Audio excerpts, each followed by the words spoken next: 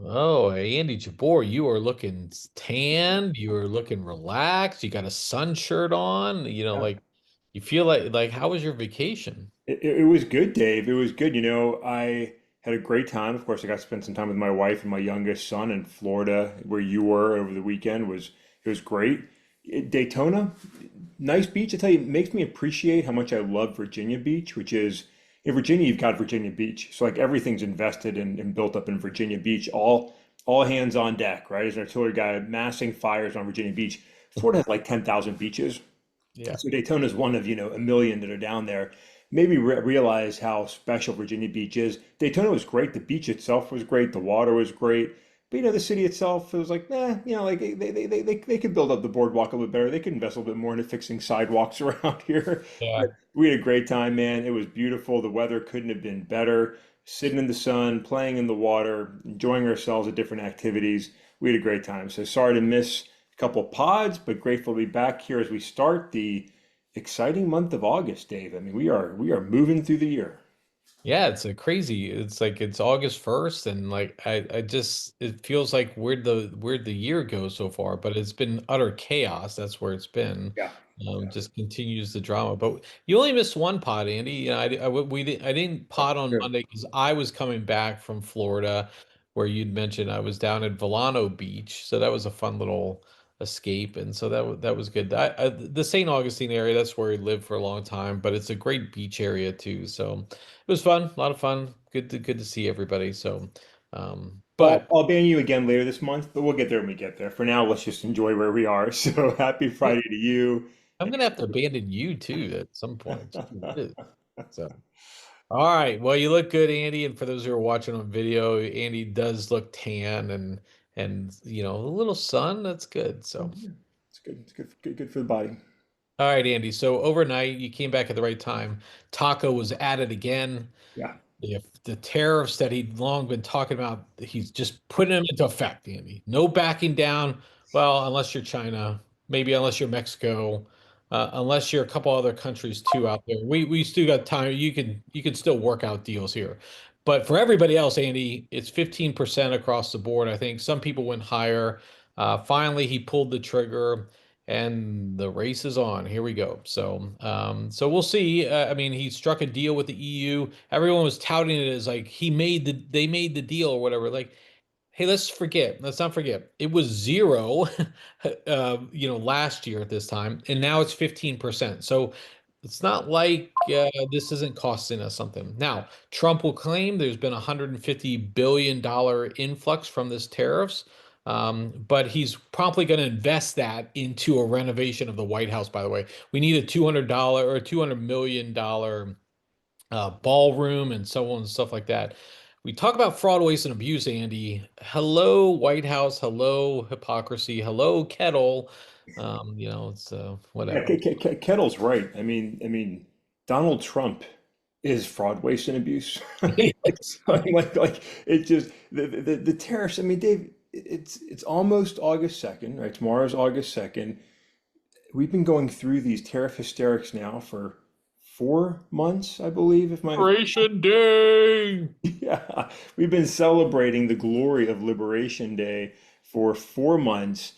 Just chaos. It's to the point where, it's like when the kid in the classroom is just being so obnoxious that other kids just dial them out and ignore them. Like the stock markets are ignoring Donald Trump because they can't keep pace with him. Like they can't try and react to his nonsense because on again, off again, 90%, 40%, 15%, negotiable, non-negotiable. It's just chaos.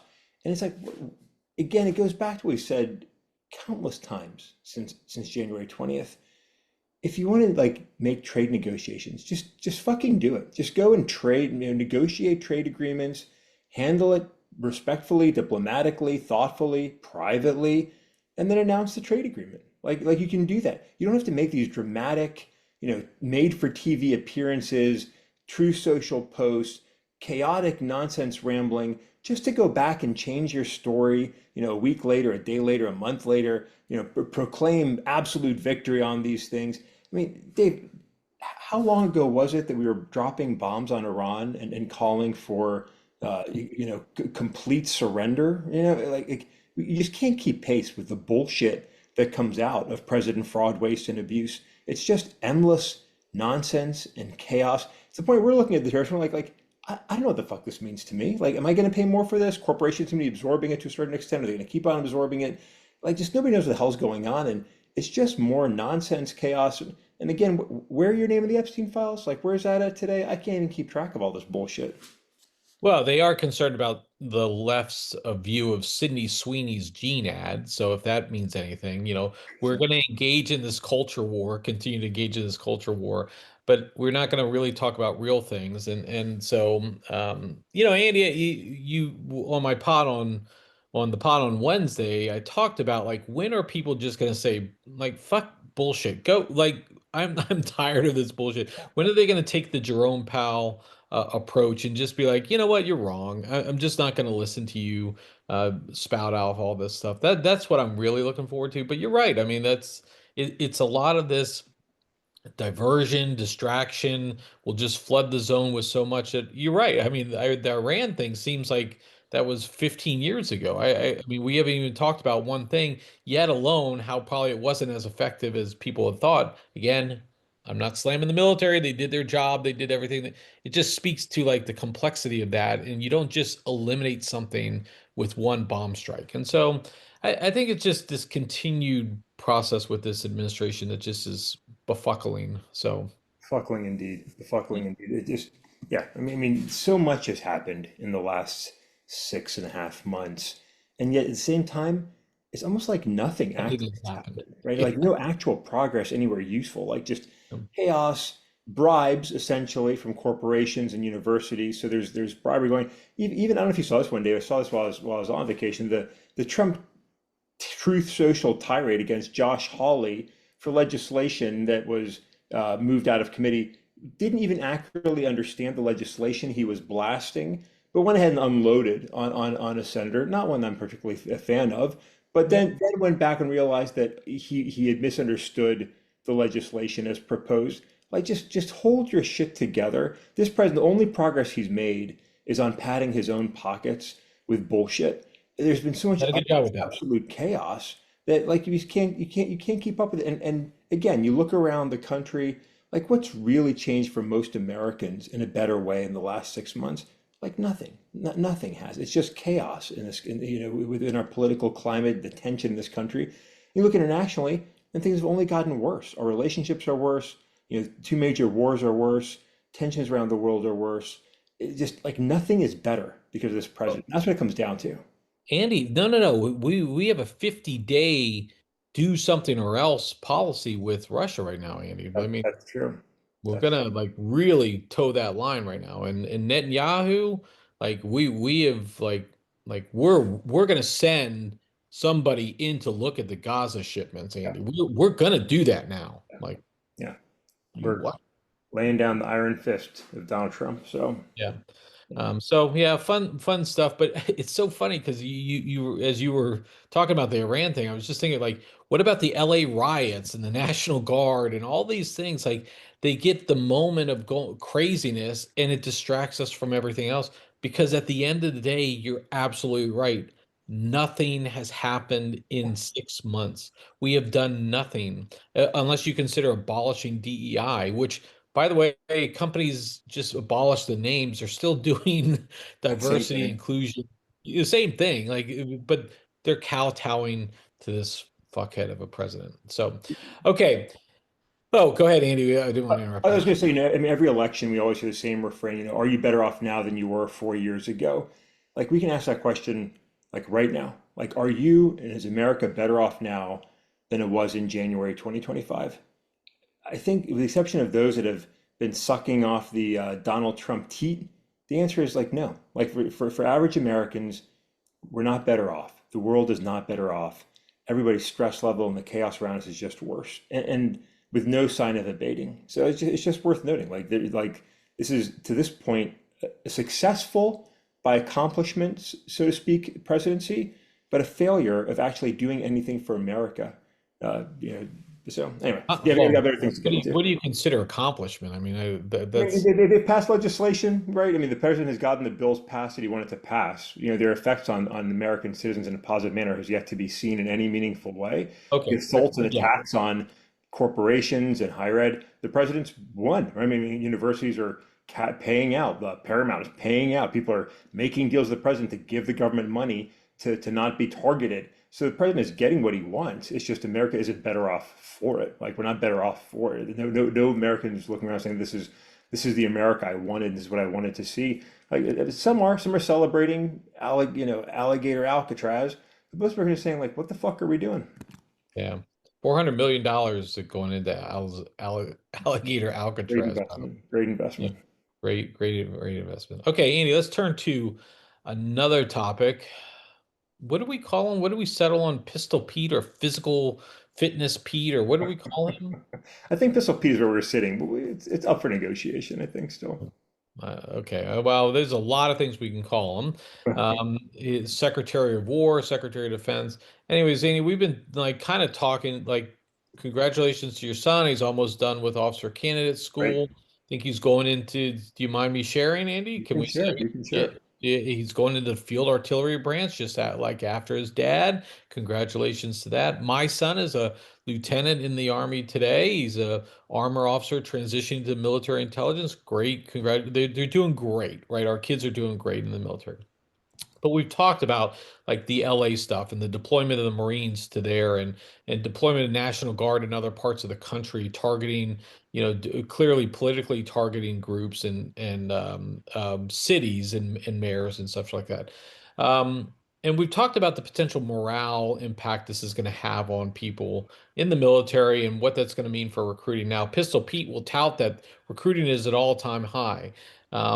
But again, are we doing the right things with that? There were two stories that came out, Andy, over the last couple of days. One, the Pentagon has put a kibosh uh, on military members participating in think tanks. Now, think tanks are widely regarded as opportunities for the Department of Defense to be integrated in, other agencies and other opportunities to expand horizons and to also promote Department of Defense strategies and so on. I won't get into all the details. And then the news came out a couple days ago, Andy. Jen Easterly, the former head of CISA, the Cyber Security and Infrastructure Security Administration, or agency, Jen Easterly, was going to be I can't remember the title, but she was going to speak or be a teacher at West Point, and then she wasn't. Yeah. This is a West Point graduate. This is a veteran. This is a retired, like she retired from the military. She served admirably under two administrations, and she's out. What are we doing here? And they say we're going to evaluate our hiring practices. The bottom line is, again, we're politically targeting individuals, and my concern is that institutions of higher learning or opportunities to expand our horizons are being restricted, and our people are only going to be fed, our military leaders are only going to be fed one particular view. And I get really concerned about that, Andy. Yeah, I mean, on both notes, Dave, it's similarly concerning because it goes back to, in the case of Jen Easterly, it, she served her nation in a number of roles, right? A number of roles over the years in government, in the military, and done so well, right? You can disagree with her, like the administration she served under, but she served, like as you served, as I served, as many have served in uniform in the government and elsewhere. Took a position, was offered a position, took a position, was celebrated by the West Point Academy, right, for the job she was taking. And then suddenly a social media personality, Laura Loomer, right, shits on it on True Social, job offer rescinded, celebratory post deleted. Like that's how we're nominating people and putting people into jobs and moving them from jobs because social media personalities are poo-pooing on them on social media, right? And so what this does though is it emphasizes, along with the think tank piece, like there's a single acceptable voice for America under this administration, right? We're not going to be a nation of competing ideas and a nation of competing leaders. It's going to be one party rule, MAGA rule, my way or the highway. Agree, pay us, the amount we're telling you to pay. We're not going to approve your X, Y, or Z, university, business, whatever. Like you will fall in line. It's not exactly, but it's uncomfortably similar to what China has in place with one party communist rule. You join the Communist Party and you can play in the sandbox. If you don't join, you're out. And that's how this administration is treating government and all things touching government. Either you're MAGA and you're on board or you're out. And like all administrations nominate people that are in line with the president's vision for different roles, but this takes it to another level. And it's just concerning when you're not going to be participatory with think tanks and exchange ideas and share ideas, receive ideas, share your beliefs and ideas, your vision. We're not going to bring people in that have served this nation well and faithfully because they served under a previous administration that you don't agree with. It creates a single way of thinking, right? A one party mentality, which is again very scary and concerning and very un-American. And this administration just too much embraces that idea. It's my way or the highway. You're MAGA or you're out. And it's just not what we want to lead this country. And it's not something we want to see replicated in future administrations, left, right, or otherwise. We don't want to see, Democrats come into power in 3 years and do the same thing for their president, whoever that might be. That's not the way this country runs. We collaborate. We used to have cabinets that would often have one or two individuals from the opposing party as sort of a token of, hey, we're going to try and work together and respect the fact that you have leaders too, right? So I'm going to put a Democrat in as Secretary of Defense or whatever it is to try and show some level of collaboration.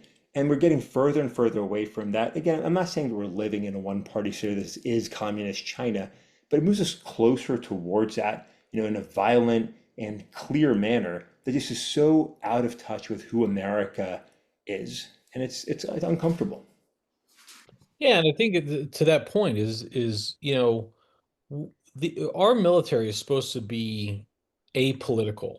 Now, a lot of things are supposed to be apolitical. And when you start shaping it like this, and I'm sure the other, like the hard right people are going to go, well, there's been liberal instructors there, and they've been teaching this woke ideology in our academies and all this other stuff. Like, let's put a realistic perspective on. We're like, what are we really trying to accomplish at these institutions? And by limiting our view and putting our blinders on, we are doing ourselves a disservice, and I think we're harming those future generations, as you mentioned. So, all right, I thought that was a fascinating thing. So Pistol Pete continues to do it. Continue to work hard, get in the gym, Pete. Make sure we see how strong you are. So, um, okay, Andy, let's go one last topic here today. Mama Jabor, you may want to exit, but Andy, Yeah, last night Hall of Fame game. yeah, Did you, you, I think you were coming back last night. You probably didn't watch. Most people don't watch this football. I don't think I recognize one name on any of the rosters. yeah. It is what it is. But are you excited? The Lions got back on the field last night. Yeah, so I did miss a game. I was sitting for most of that time on the tarmac in Florida, trying to get back to Washington D.C. in a 4.5 hour delayed flight. But but exciting that the NFL is back on, introducing new technologies, right? The NFL always advancing to new technologies. So now, the old chain gang going out there and measuring the football, they're testing out some technology to help determine if it's a first down or not. Exciting to see. We'll see if it sticks or not. But great to have NFL football back, Detroit Lions football back, but NFL football back and getting underway as we move into the season. Yeah, these are mostly guys trying out for the team, coaches assessing players, who's going to make the roster. But it's exciting to be moving to where we want to move towards. We're going to start seeing guys play. We're going to start seeing roster cuts. We're going to start seeing some trades. We're going to see how these teams are shaping up. And from a Lions fan standpoint, I always go back to the old school 1980s, 90s Joe Gibbs Washington Redskins teams where you don't want to win in the preseason. When Joe Gibbs would win in the preseason, they would lose in the regular season. When those Washington Redskins teams would go 0-3 in the preseason, they'd go on to win in the Super Bowl. So I've always held on to that. So I'm happy to see the Lions try things out, test things out, get their feet wet and get players trying new things, new positions, new roles, new fits and schemes during the preseason, lose the game, set things up for a victorious regular season. But it's awesome to see teams coming back on the field. Can start out better. The Detroit Lions doing that. Very good. I mean, it is an exciting time. Trey Lance, that star-studded cowboy who played Cowboys traded a fourth round draft pick for last year or 2 years ago. He was the Chargers quarterback there, so that was fun. All right, just more Cowboys, great stuff. Speaking of the Cowboys, Andy, Micah Parsons, we got two contract things going on right now. Micah Parsons with the Cowboys, and then Terry McCollum with the Commanders, who maybe the Redskins, maybe the Commanders, maybe somebody else down the line. It depends on Trump's whims. But Micah Parsons is obviously one of the best defensive players in the league. Top five. Some maybe even say he's like top one or two. Yeah, He's been a great player. He's up for a new contract. yeah, And Jerry Jones, in classic fashion, has pushed this off, delayed, delayed, delayed. And now he went on and started talking about, well, we have to consider the contract because he was hurt, last year. yeah, Micah Parsons missed 4 games because of an injury. This guy goes balls to the wall every single game. He leads the team consistently over time. yeah, What the fuck are we doing? Why are we trying to piss off a player that you're clear? Let's make no mistake. Jerry Jones is the worst at this. Like, he's going to pay the player, and he's going to pay the player more than the player even probably wanted. But he goes through these, like, this should have been done like 3 months ago. And here we are at training camp, and like it just continues to just befuddle me again. yeah. So Classic Jerry Jones, and classic. I mean he does. And Dave, Micah Parsons, like any team will take this guy up. Like you don't want to sign him, and like look, realistically, he's not going to play for another team this coming season, right? It's going to just be an Right. ongoing drag out, Cowboys mess. But one, you need that guy in uniform. Like he is a monster on the field. You don't need to waste one, two, three, four, five, six, 7 games with some stupid contract dispute because you're trying to underpay one of the most exciting players in the NFL football right now, just a monster. And if you do that, if you play that stupid game, unless you pay him a huge amount of money the other day, which is not what you're trying to do, he's gonna sign a contract and he's gonna go somewhere else. And the man's from the Philly area. He wants to be an Eagle. The Eagles want him. The Lions would take him. Any team would take Micah Parsons as a game changer. He came into the league with a little bit of a cloud over him. That's why he dropped as low as he did. Teams like Detroit and others passed on him because of some personal issues that occurred while he was in university. He's proven himself as a reliable, dependable football player for these Dallas Cowboys. And He's if been Jerry Jones isn't going to recognize that and sign critical talent for his team's future, while this guy is right entering the prime window of crushing the other team, just absolutely failed leadership by Jerry Jones. Really, maybe it's time to go, Jerry. Well, he is, Biden age, and Trump is approaching Biden age too. Can we just say there's a mandated at 75 you have to retire? I don't know. So, all right, Andy, one more to get into is Terry McCollum. I think I'm saying that right. All, yeah, With the Commanders. He's one of their best receivers, been that way for a long time.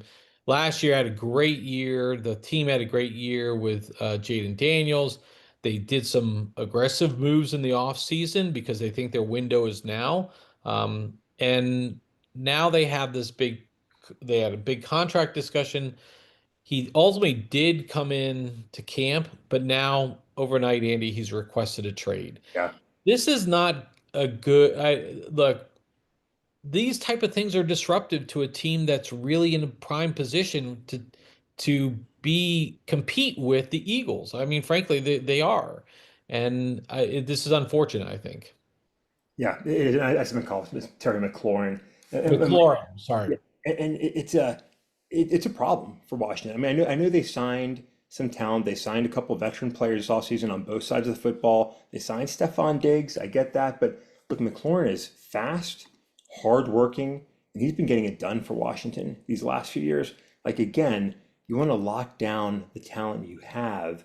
But he's a really, really good football player who many teams will gladly sign. And again, you're putting yourself in a position where, like, if you're going to sign him now, you're probably going to pay him more than you intended to anyway. He's got a bad taste in his mouth. you're souring the relationship. Now these things can work out, and then people move on. You know, players get paid, they're happy, they're fine, but it makes it just more difficult. And it seems like Washington's not handling this very well for again another critical talent that will gladly play someplace. And this is miserable for the teams that are going through it, but part of the fun because if Micah Parsons were to get traded, if Terry McLaurin gets traded, they're potential game changers for teams that are trying to get inside of that playoff, window and really compete. And it's exciting to see this play out in the preseason because between these and other trade deals, rookies that are coming in and signing and making a difference on the field, like we're getting a chance to really see what's going to happen this year and get excited about our teams. Where again, by the end of August, everybody thinks their team is finally primed to win the Super Bowl. So we'll see how it goes these coming few weeks. But both Washington and Dallas, need to lock this down. Philadelphia is going to win the NFC East. They're probably the best best positioned defending Super Bowl champion, I think, in the last few years to just own their division and their conference again and go back to the Super Bowl. They are in great shape. And if Washington and Dallas can't get out of their own way, they have no chance of competing with these Philadelphia Eagles. Yeah, yep. No, so it's going to be interesting. But we're back, Andy. We're really back. Now we can start talking about all these news. We can start. There's going to be an injury that's going to upset the apple cart during these next couple weeks. So we'll see already. Matt Stafford, I think, Yeah, is not going to be playing at all, barely practicing. So they're looking for some things here. So lot of opportunities. So it's going to be an interesting preseason. It always is as we get ready for kickoff that first week of September. So I'm excited, Andy. We're back. we're So back. The NFL is back and it's awesome and it's glorious and can't wait to get into it. Dave, it's also good to be back on the pod with you. So thanks for holding things down on Wednesday. Excited to be back today. Looking forward to a full week next week as we move into the merry month of August. and there we go. So, Andy, we got to talk a little bit about Fantastic Four. We got Naked Gun coming up. Oh So, yeah. I got some catching up to do, but we do need to do a review of Happy Gilmore. So, maybe we'll do that on Monday. Both of us saw it. We saw it over the weekend. It came out. So, we have some interesting takes on it for sure. Yeah. So, Looking forward to all of that. all right, Andy, with that, Mama Jabor, if you're still here, have a good weekend yourself. But with that, everyone, we'll catch up with you on Monday.